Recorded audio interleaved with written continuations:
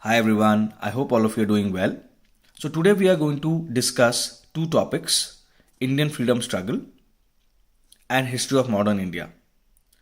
Now these two topics have to be studied only from these two books. There is nothing else you should really go for when you are studying for these two topics. For freedom struggle, you should look at the India struggle for independence, Bipan Chandra's book, which this is a very popular, famous book, and I think this book is sufficient, and there is no more need to study anything else for India's struggle for independence if you have studied this book really well. And the second book is the Modern India book, Spectrum. Now, this book, how is it different from this book, from Bipan Chandra book? Spectrum book has India's struggle of independence portion also, and then apart from that it has portion which also includes the coming of the Europeans to India, to the Indian subcontinent, and it also has post 1947 history included in it. So these two additional portions are part of this book, which consist of the modern history of India, of course. So you should study that also. So for freedom struggle, you can completely depend on this book. Then for the rest two portions, that is post 1947 and coming of the Europeans to India, you can rely on this book, Spectrum book, and then you can use Spectrum book for revision also, because pretty much all the content given here in the freedom struggle book of Bipan Chandra is also there in modern India. Now, why am I saying that you should study from this book for freedom struggle and also refer to this book? The reason being that this book is in story format, so it is very nice to read. It is very interesting to read, and it will help you to kind of create a picture visualization in your mind of what was going on at that time. So that's why I recommend you must use this book for freedom struggle. And for revision purposes of freedom struggle, you can just rely on the Spectrum book because it would be easier for you to just revise the facts, factoids, etc. information, as it is given in a informational format in this book. It is not given in a story format. So I feel both the books are important, and interchangeably you can use these books. So that's why I've said here sources are Bipan Chandra's book, Spectrum book. For both freedom struggle and modern India, you can use Spectrum book. Now if you are a kind of a person who doesn't need to study from a story format, then you can just rely on Spectrum book. That's okay. And then previous year questions, of course, because you want to understand how questions are being asked in UPSC in order to be able to effectively study these books. Now, how to study these two books? That is the more important question. ये सब लोग recommend करते हैं यही पढ़ना है, but कैसे पढ़ना है? How to study, that is more important. So first of all, you should study Bipan Chandra book cover to cover. Start with the chapter first, the first major challenge, the revolt of 1857, and go through the last chapter, 39th chapter, the Indian national movement, the ideological dimension. All these chapters you should study. There are 39 chapters, almost 500 pages, and it will take you almost 25 to 35 days to study this entire book. Why? Because almost you can study, let's say you can study up to 15 to 20 pages per day. If you are able to study 15 to 20 pages per day, then I think you can easily complete it in 25 days. I feel that for this particular book, you will see there are some chapters which are short, which are only 10 pages, and some chapters which are long. So you can also study chapter wise. You can decide that, okay, the first chapter is around 20 pages, the second chapter is 10 pages. So I will just study the first chapter on the first day. The second day, I know this chapter is only 10 pages, so I will maybe study 2 chapters. So you can study page wise also, or you can study chapter wise also, whatever is more comfortable to you. Because of course I feel like if you have started a chapter, you would like to finish it, right? You don't want to leave it in middle. So that's why I say that you can study multiple chapters which are shorter together, and the longer chapters you can study just one chapter in one reading. So how to study this particular book? See, I have given examples here. Let's say you are studying this chapter number 3, peasant movements and uprisings after 1857. Let's say you are studying this. So you start studying this. The things that you need to focus on or underline or try to remember is these things: personalities, organizations, literature, major events and their components, what were the major events and what happened in those events. What are the date of those events, especially the big ones you should know.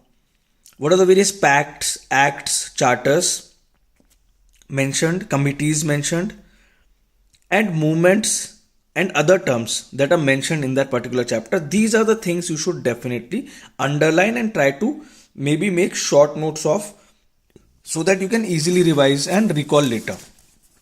So for example, let's say I start reading this chapter, Peasant Movements. This is in story format. Like if you start reading this, you will see it is worth taking a look at the effects of colonial exploitation of Indian peasants. Colonial economic policies, the new land revenue system, the colonial administrative and judicial systems, and the ruin of handicrafts leading to the overcrowding of land transformed the agrarian structure and impoverished the peasantry. In the vast zamindari areas, so now here they have given the italics mein, so this is definitely important. In the vast zamindari area, the peasants were left to the tender mercies of the zamindars who rack rented them and compelled them to pay the illegal dues and perform bigar. So you should try to understand what was bigar, what was the zamindari system like, and where was it practiced in India. And then the second was the Rayatwari areas. The Rayatwari areas, the government itself levied heavy land revenue. So there were two types of systems, most big on the bigger scale, Zamindari and Rayatwari. The Mahalwari system was also there. But then you should study ki Zamindari system, what was it, Rayatwari system, what was it, and how it was levied by the government. So these are the important terms. You can make short notes of these kind of things. So like this story format you will read, you will come across the first one here. Many dispossessed possessions took to the robbery, dacoity, and what has been called social banditry, preferring these to starvation and social degradation. And the most militant, so here after this paragraph, they are coming to the most militant and widespread of the peasant movements was the Indigo Revolt of 1859 to 60. So this is the first revolt of the peasants that has been mentioned in this book. And then further they tell you about that particular movement. So you should make a short note of this particular, movement and write the main features of this particular movement, or write the main personalities involved in this movement. Write the main organizations, if any, involved in this movement. If there was any literature related to this movement. What were the major events that happened during this movement? What were the major dates, if any acts, pacts, charters were surrounding or committees were formed for this particular movement. Okay, that is important. So any terms related to like lathials, who are lathials, so these kind, like for example here, if you come here, yes, so here once you read this chapter, they will mention a lot of things, significant features of the Indigo Revolt. What was the role of the intelligentsia of Bengal, which was getting involved in this movement. So for example here they will mention outstanding in the respect was the role of Harish Chandra Mukherjee, the editor of Hindu Patriot. So now you should remember, underline this, and you should make this in your short notes, that Harish Chandra Mukherjee involved in Indigo movement through the Hindu Patriot. This was the literature, or this was the whatever magazine he came out with, and he used to publish regular reports from his correspondence in rural areas. So these kind of things are important, because UPSC will pick up something like this. It might pick up something like this: Deen Bandhu's Mitra's play Neel Darpan was to gain great fame for vividly portraying the oppression of the planters. So these kind of things are very important. So that's why I say make short notes of these particular components which will appear in the exam. उसके बाद क्या है? Then the second thing is, after reading that particular book, you should also do the previous year questions from UPSC papers alongside with the book and analyze your performance. So let's say you have read 5 chapters. Try to see if some previous year questions are there from those 5 chapters and try to solve them and see whether you are studying in the way the UPSC is asking the question. Okay. Now, other parts of the study technique are that the first reading can be a quick reading. So for example, if you're reading from Bipan Chandra, this first reading can be a quick reading so that you can get an understanding of overall story, what was going on.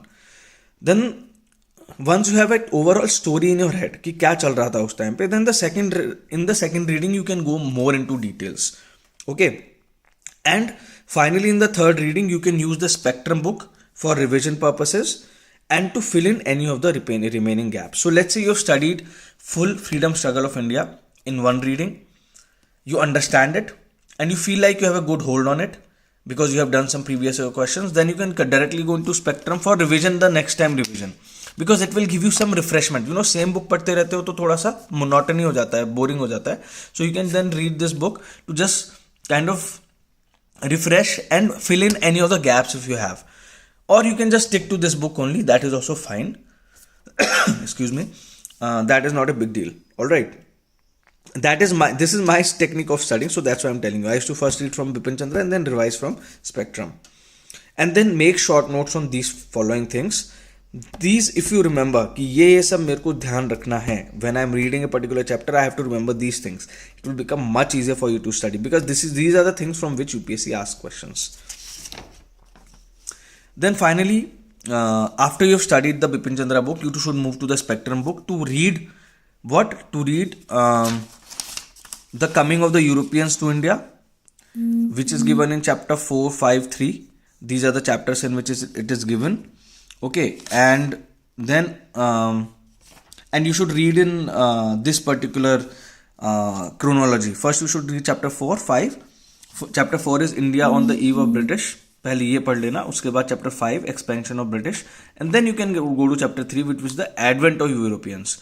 So I basically like to study British first and then advent of Europeans, because that way it makes more sense and it's easier. Alright, so उसके बाद then I have given from this portion. This portion is mostly Indian freedom struggle. Okay, so Indian freedom struggle जो है till chapter 32 they have given in this book, I think. So if you look at this book, till chapter 32 they have given Indian freedom struggle.